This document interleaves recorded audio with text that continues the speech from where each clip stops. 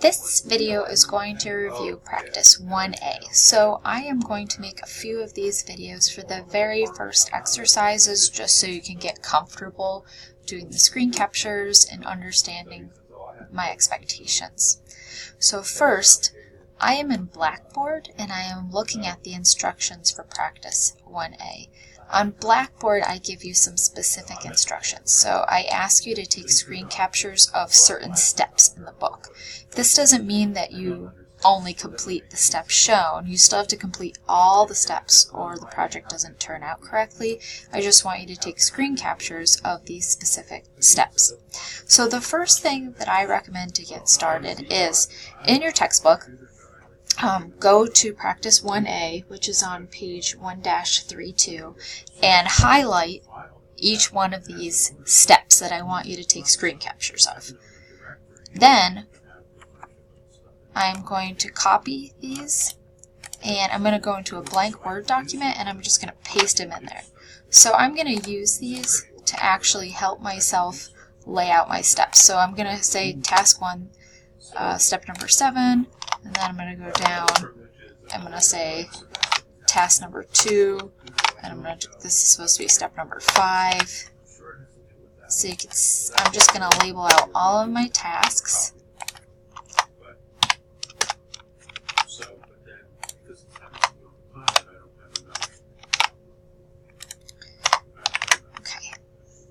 Okay, so this is going to help me to lay out all of my screen captures. So I have everything labeled and I'm going to need to include these labels in my screen captures. The other thing that I need to include in my screen capture is the footer at the bottom of the page. So I did make a video about this, but I'll include it again here. Okay, so one of the first things that I need to do is to save the project. So you're going to see on Blackboard it says to save it as module1 underscore 1A underscore last name. So I'm going to do a file, save as, and then I want to search for, remember that Revit folder that I made when I downloaded all my book files? Well, I want to save everything back under that folder. So let's do a little file management. Okay, so to manage your files for this class, this is what I would recommend. I am going to go and create a Revit folder. I called mine 2019-5-1, which means it's the fall semester. You don't have to do that. But within here, I am going to create a new folder called Module 1, and this is going to help me keep my stuff organized. I'm going to double click on Module 1, and then I'm going to save this project as I said. So it's going to be Module 1 underscore 1A underscore last name, and then I'm going to hit save. Alright, so now that puts my name up here in the Word document. Make sure that you have the title of your exercise and then your first task. And then let's go ahead and add our header and footer to this document as well. Okay, so let's go to Insert, and we are going to put in a footer.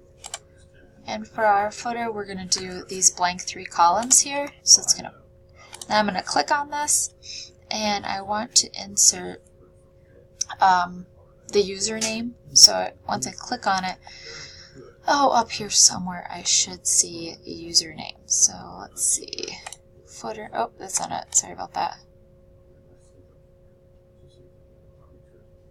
Document info, author, me. Okay, click on the middle one and we're going to click on date and time, and we're going to do the format that has this right here. So it's the date and then the time, and then we're going to click on this last one and we want the file path. Okay, and the reason I need to see all of these things is to make sure that we are all doing our own individual work. I also like to see how early in the week people started exercises. Okay, so it's just a little data gathering for me as well. So we're going to close that, and that leaves that footer there. Oof. Now we can finally get moving with the actual Revit work. So I'm going to go to Revit, and I've opened my Modern Hotel file documentation, and I'm going to look through the instructions.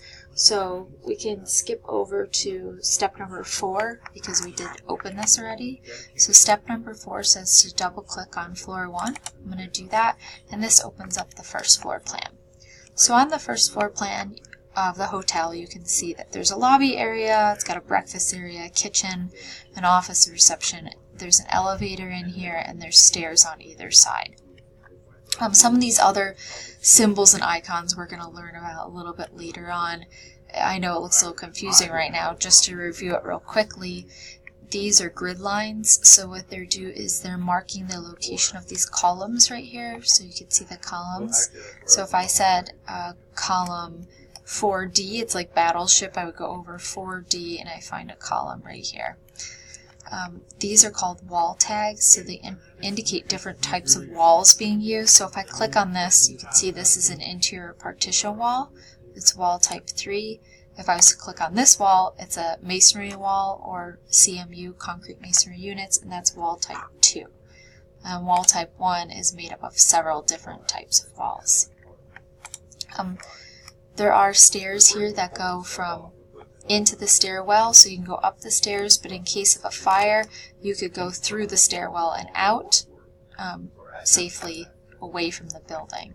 There's stairs on either side for life safety reasons, so if there is a fire over here in the building, if there was only a stair over here, that would be troublesome for the people who wanted to get out, as they would have to travel all the way over here. I mean, not on the first floor, obviously, they go out the front door, I'm saying, if you were on another level. Other symbols that we see are these right here. So these are elevation tags, and they're marking each elevation. So if I click on that, you can see it says building elevation. The nice thing about Revit is if you click on anything, it tells you what it is. So if I click on this, it says it's a wall tag. If I click on this, it says it's a door tag. If I click on this, it tells you it's a section. Okay, so it really provides you with a lot of information. You just have to know where to look. The information is always contained in the properties box. So if I move over to step number 7, I'm going to hover over door number 103, which is up here. And this is a little tricky to get this screen capture, so I am going to show you this step just so you don't get lost. You're going to hover your mouse over it. So I didn't click, I just put my mouse over the door. And when I do that, it tells me what type of door it is. So it's a single flush door, 36 inches wide by 80 inches tall. Alright, so on my keyboard, you will see a button that says print screen. It's abbreviated PRTSCN. So I'm going to hit that button. It's located on the upper right of your keyboard above insert. And then I'm going to go to my Word document. I'm going to type Control-V, which is paste, and it pastes that screen capture. Now don't do this for any of the other screen captures because they come out blurry. Just do it for this one because it's the only way you can get it to work. So now this screen capture is not, I would say, very professional looking, and it wouldn't be accepted by me. What I want you to do is to crop the image. So we're going to format, we're going to crop it, we're going to push this over, we're going to crop this, and then we're going to stretch this out just a little bit so we can see the information. Now, something that I've missed here is I forgot to log in to Autodesk 360. So I'm going to have to go back and do that and then repeat the screen capture again. To log into Autodesk 360, click Sign In. Sign into Autodesk 360.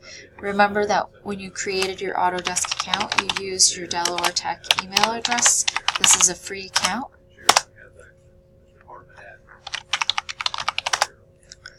Okay, so now it puts my name up here. So I am going to repeat that again. I'm going to come over, hit print screen, go to my Word document, hit Control-V, and then I'm going to go click on this, hit format, crop it, and then I have to crop this image. Make sure you don't crop out too much of the image because I need to see a lot of the information. I'm going to make it as big as possible. It is a little blurry. And then now what I need to do is to insert a shape. So I'm going to insert a rectangle, and that's going to be around this part right here. The shape fill I'm going to set to no fill. The shape outline I'm going to set to red. The weight I'm going to change so it's thicker. and then I'm going to hit Control C, clicking on that, and Control V, and I'm going to put that around my name up here to show that I saved this. It is my Autodesk 360 account that I'm working with. Okay. So now let's do one more of the steps. So now I should go through the rest of the steps for task number 1 in the book.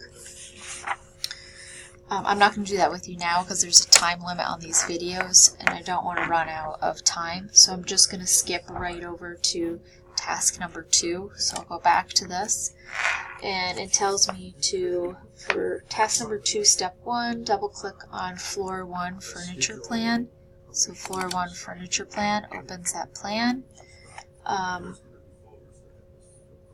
then it says to open the life safety plan. So floor 1 life safety plan. So here it is. This is the exits. Remember I was talking about that? There has to be certain distances that are calculated per code for you to be able to exit the building, and the width of the doors has to be a certain size to accommodate a certain number of people. I'm not going to make you do all that, but it is something we learn in architecture school. Okay, so now we see the walls and the furniture displayed, but the furniture is grayed out. So you can see that right here, and that the red lines indicate the life safety. So we want to take a screen capture of this. To do that the proper way, I'm going to go back to my Word document. I'm going to type a title in here. I'm going to type life safety. And then I'm going to go to Insert, Screenshot, and then click Screen Clipping. And it's going to bring me to this window, and it's going to gray it out, and then I'm going to draw a window around my Revit screen. And then it puts that image into my Word document. Okay, and then I'm just going to move this down a little because it doesn't, so it fits on one page. So this is the life safety plan, and again, I then make sure that my name is still shown at the top. So I'm just going to Control C, Control V, and put this back around my name.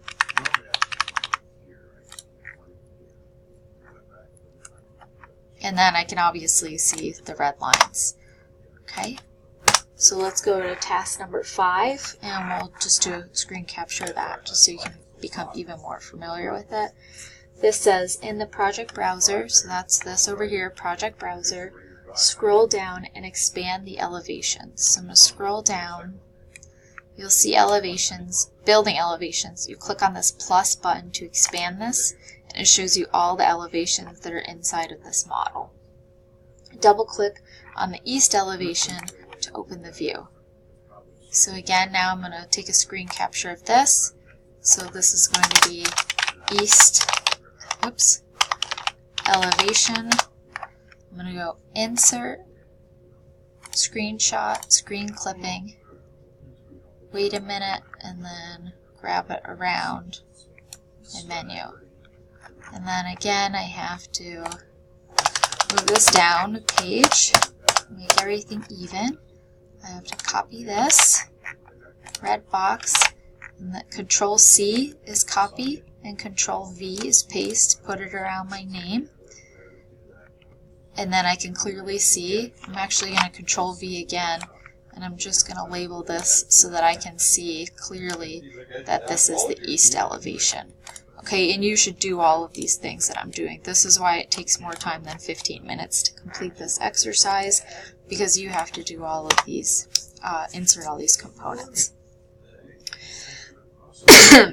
Okay, and then step number 6, we have a couple more minutes, let's do it again. So it says to expand the building sections. So if you don't want to see all these, just hit the minus, come down to building section, hit plus, go to the east-west section, and then we should open it.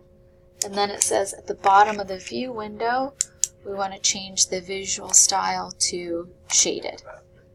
And if it tells you to save the project, you can. I'm just going to save cancel. Okay, I'm going to go back here.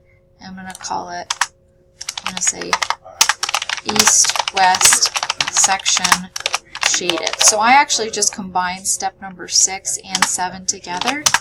And if you find that that happens to you where you can combine them, go ahead and do that. Just make sure that you clearly indicate it in your instructions. I'm going to come back here, insert, and I'm going to do screen capture, screen clipping.